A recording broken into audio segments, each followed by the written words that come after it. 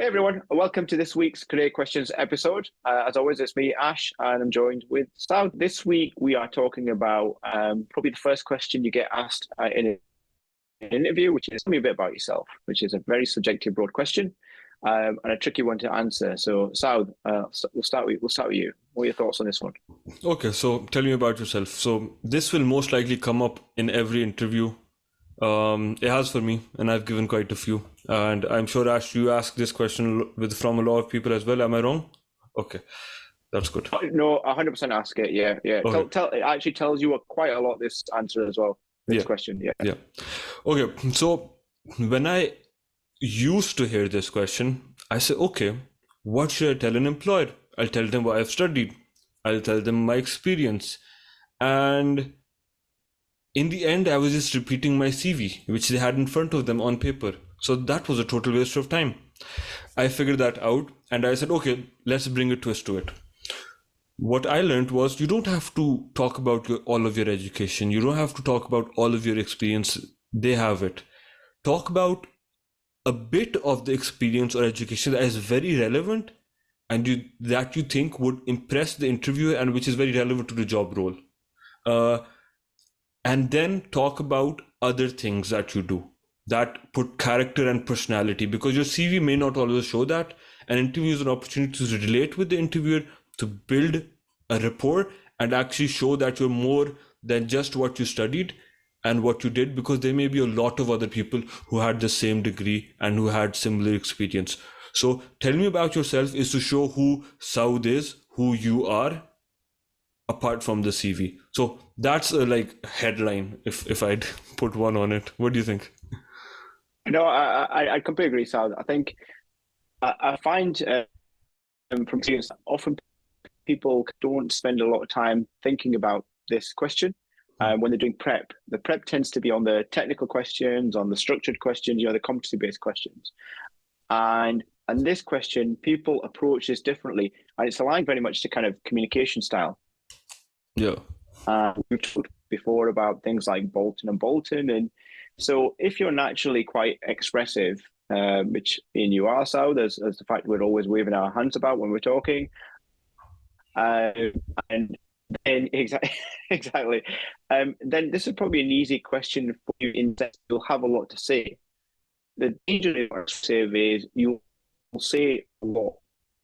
And you'll probably say tons of stuff, and the person listening to you is then going, right, you've just told me everything you know or everything you do, and you've probably gone all over the place. So it's probably not very structured, and that's usually my kind of perception. It highlights then where people are not good at structuring their thoughts. It highlights good, bad, or indifferent communication skills. This question, it highlights for me how much this person has really thought about the role.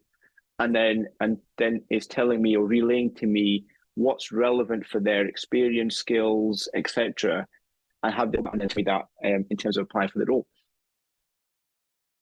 And the vocabulary they use, and by that I don't mean using big words or anything, but it's the vocabulary for the level of the role. So, for example, if it's an analyst type role, there's a very different vocabulary for someone who's applying for an analyst role. Level, it's all about doing the work, and so the language is very much structured, organized, etc.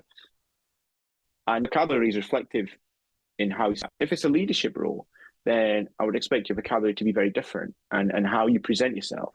So there's so much in what you say, but there's also so much in how you say it in this.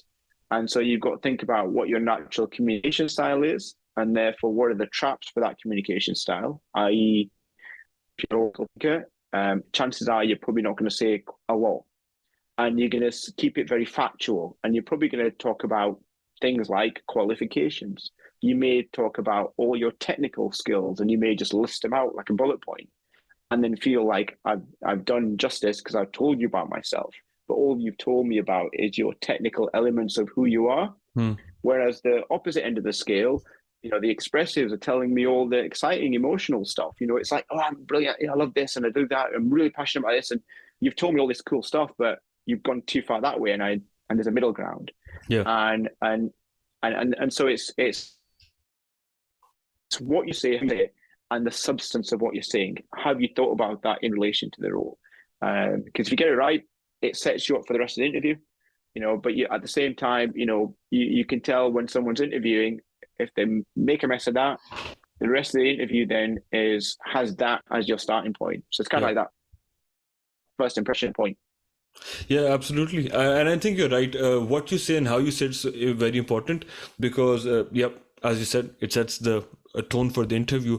I think another way to look at it could be your elevator pitch, except a little bit longer and more honed in, more targeted to the role, to the organization, to the person you're talking to.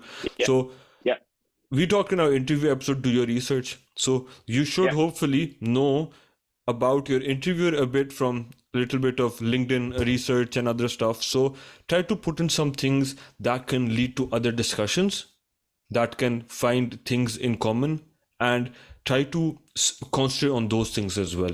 I think that's very important as well.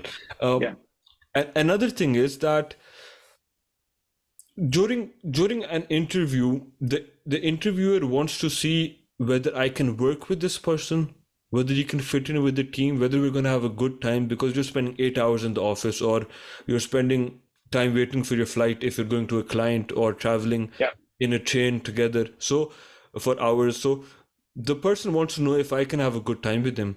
And listing down all your technical, your software programming languages that you know, as Ash mentioned, that won't make him think that, because he knows you're capable, you're competent. He saw that from your CV. That's why you're in the interview. Now's your time to tell them we can work together and have a good time while doing it. And I think this is that question where you can actually show that the best. Yeah. And I would agree. And if you think about, so if I pick two examples, right? So say I remember when I was applying for sort of non-exec director role, so to be on the board of a charity, and then so what needs to kind of come through there is, why am I passionate about being on the board of a charity? Say, tell me a little bit about you, and I start telling them all this technical stuff. Right? It doesn't come through that I really cared about the charity. It doesn't come through that I'm passionate about, volunteering and helping others. That doesn't come through. So to your point, you go, right, okay, very technical, but we're not going to get someone that's quite supportive. Also, if I'm just saying, I really love kind of, being organized, and I really love delivering, right? You're telling me all the stuff you love doing, but it's all wrong language in a sense for the role. Right? We're looking for a director of a board of a charity.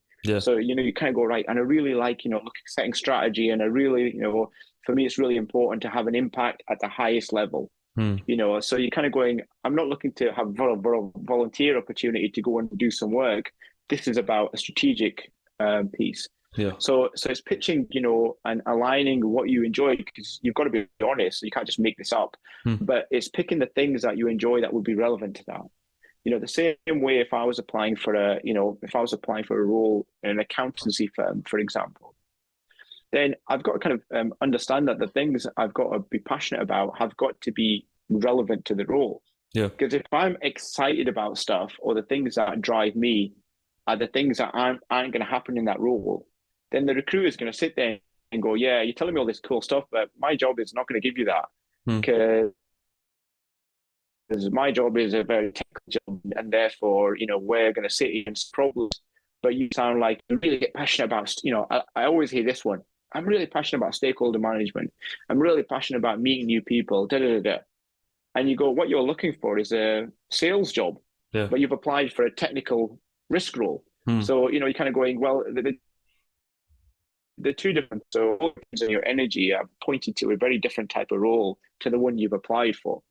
And so you kind of counted yourself out of the role by telling me something completely different to what the role would be doing. And to your earlier point about doing the research, it also highlights to me that you haven't understood the role. And so it highlights to me that there's a misalignment between your understanding of the role versus what you think is the role. Because you're telling me all this stuff you think is relevant, and it's not. So it tells, whether intentionally or otherwise, about the candidate. Yeah, I think it's quite important. Like in most of our episodes, the point we try to drill down most is understand the role, and your CV, your interview, your questions, your thoughts should be aligned with that. And if it's Yeah. true, if you actually feel that way, if you actually have those skills, the better is. So I guess even before applying for a job, actually study the job description and see whether you're like whether you're Yeah. a good candidate for it. But yeah. No, I think I'd agree, Saud, and I think what we've kind of said in a nutshell here is it's what you say, how you say it, and thinking about the role. And you do that, you're going to come across great when answering this question. If you haven't thought about those three, then you are kind of guessing. So, and that's probably kind of a good end point to remember those 3 points. If you like this video, please like, subscribe, and share with your friends. And if you want similar content, check out our other videos.